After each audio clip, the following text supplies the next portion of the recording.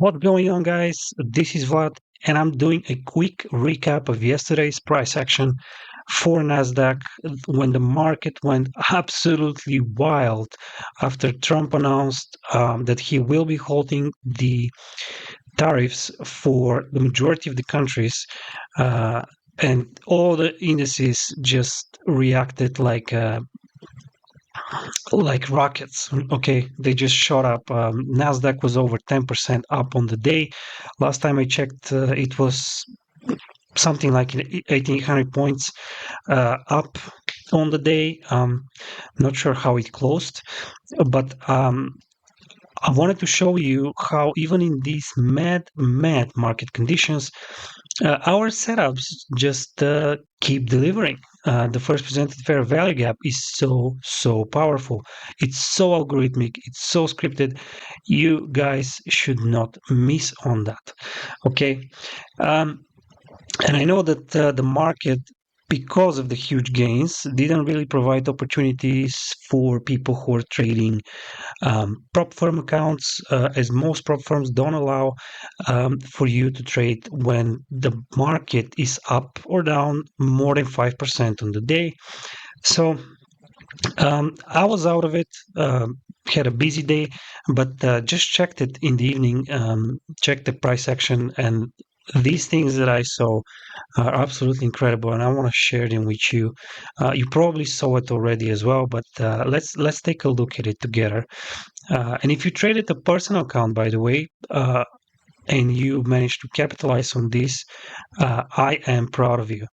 Good job there. Okay, but on the other side, as Michael is advising, and I'm also advising, better to stay out of the market for at least a couple of weeks um, before the dust settles. Okay, it's crazy. It's crazy with Trump all the time changing his mind in these radical measures, like the huge tariffs, and then there will be no tariffs, and next day something else, and the market is just going wild. And even though there are still moves to capitalize from, these kind of fluctuations are abnormal. Okay, whenever you are trading a single micro, and like a 10-minute move can move your account up or down $1,000, that could be a problem. Okay, that could be a problem for you, especially if you're not on the right side of the market, of course.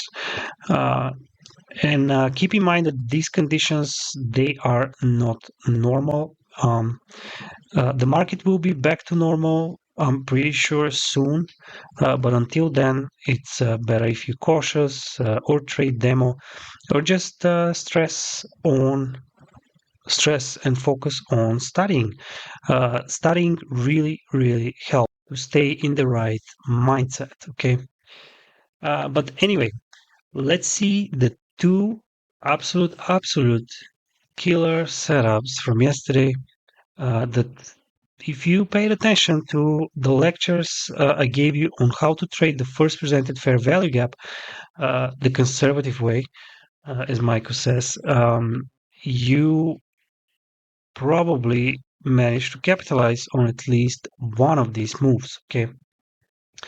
So in the morning, what we had from 9:30, the market went up to take these relative equal highs that formed right before 9:30 here, and then failed to go lower. Now the opening range gap was very small this morning compared to what was happening um, in the last week or so, when the market was dipping like crazy and leaving those huge opening range gaps. This one was rather small. I can show it to you here. Like it was like 20, 26, 27 points. Okay, that's a very small opening range gap. So you can expect um, at least in the morning session to have a little bit of a little bit more back and forth price action. Okay, the market is not supposed to move too much in the morning session when this happens. But let me leave the opening range gap for you here for a moment so you can see how all these things align algorithmically. Okay, so we refuse to go down because of what was happening, all the news and everything. But here initially we went up to take relative equal highs. Uh, these are London relative equal highs right here, so I can show them to you. So it's not a mystery, but go ahead and check them on your charts as well. But we worked around this level a lot. Then the market started going down. We formed the first presented fair value gap right at 931. It's this green box. And right below it, we have the opening range gap. Okay. So price already touched on the way out of the opening range gap. It touched the high of it and then displaced. Okay. Displaced up, worked those relative equal highs of London, and then started going down. It disrespected the first presented fair value gap initially, but look where price stops. Look at that. It stops right at the midpoint or the consequent encroachment of the opening range gap. The opening range gap, guys, you can use the same logic that we use for the first presented fair value gap, where we have an initial displacement away from it, then we come back to touch it, but fail to close below it on a closing basis, like on a candle body basis, fail to close below it, and then displace again away from it. That second displacement here will be your institutional order flow entry drill. That will be your high probability long. Look at also what's happening here. We create a low, high, lower low, and then a shifty market structure right here at this high. Okay, like this. This is your shifty market structure. So you have like a several confluences here playing in your favor. That's your unicorn model. Look at that. That is your entry on the first presented fair value gap displacement. You mark this on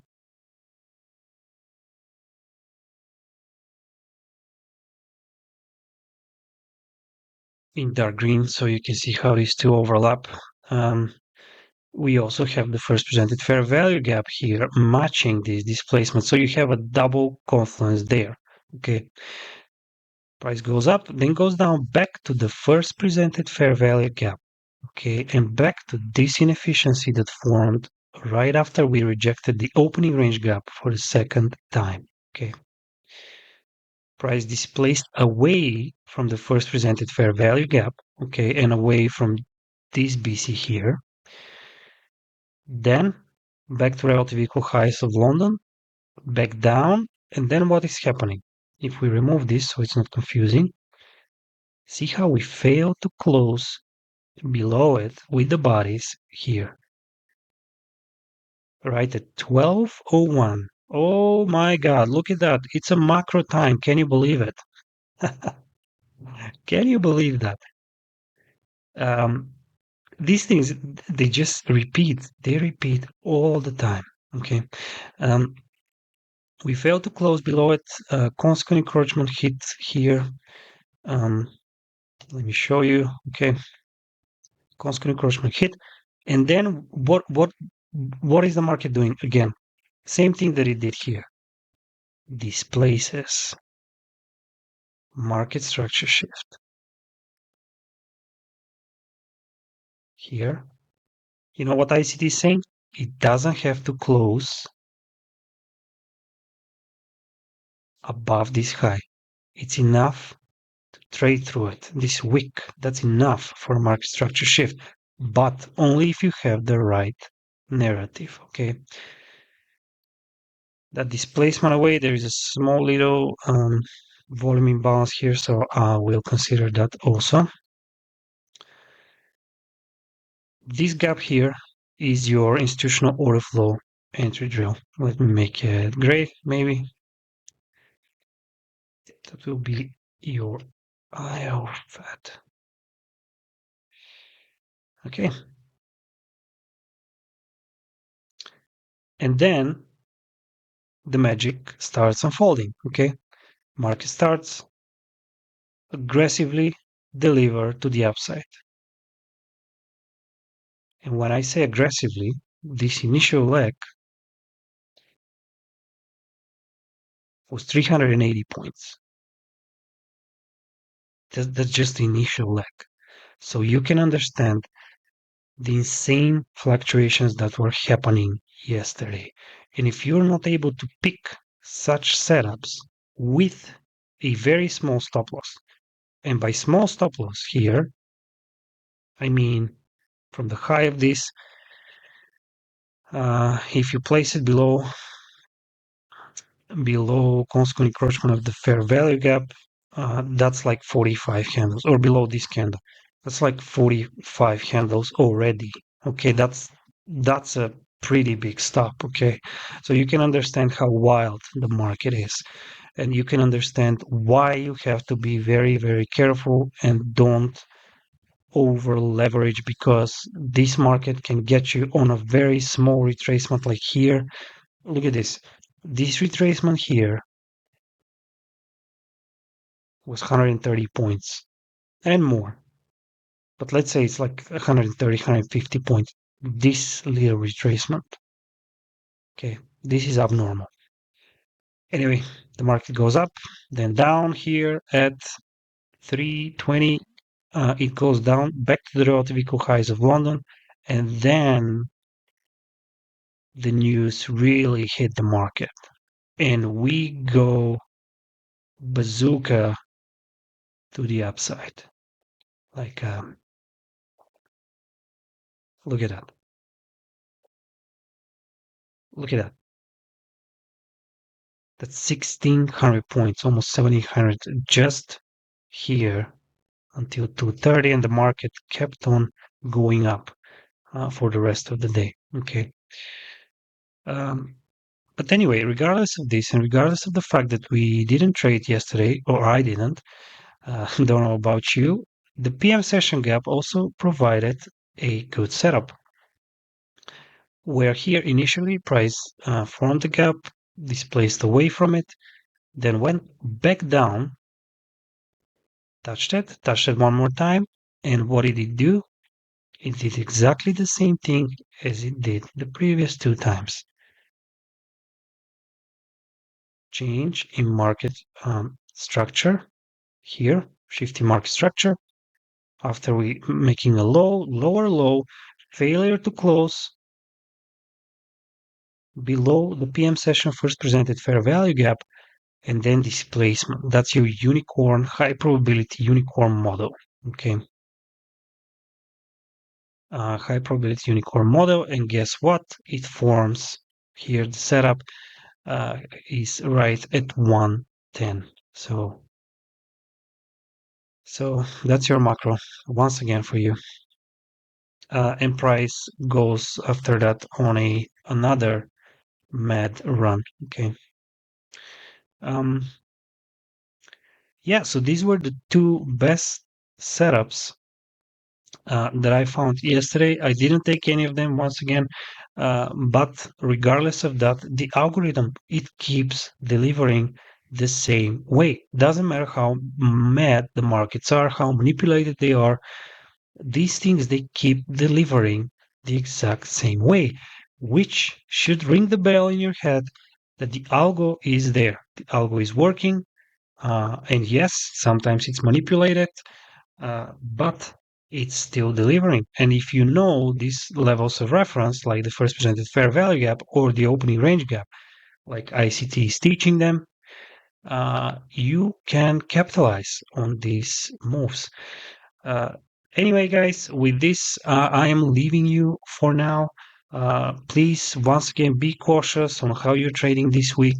Let the dust settle. Don't try to catch home runs. You're not missing on anything here, okay? I know the market is wild. I know it's moving thousands of points daily, but you are not missing out, okay? Don't fall victim to FOMO, uh, because it can easily go against you if your narrative and bias is wrong.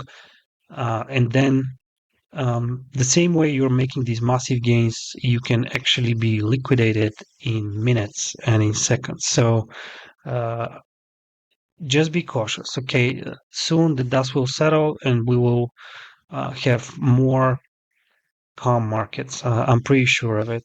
So anyway, until I speak to you soon, guys, if you're new around here, please hit the subscribe button.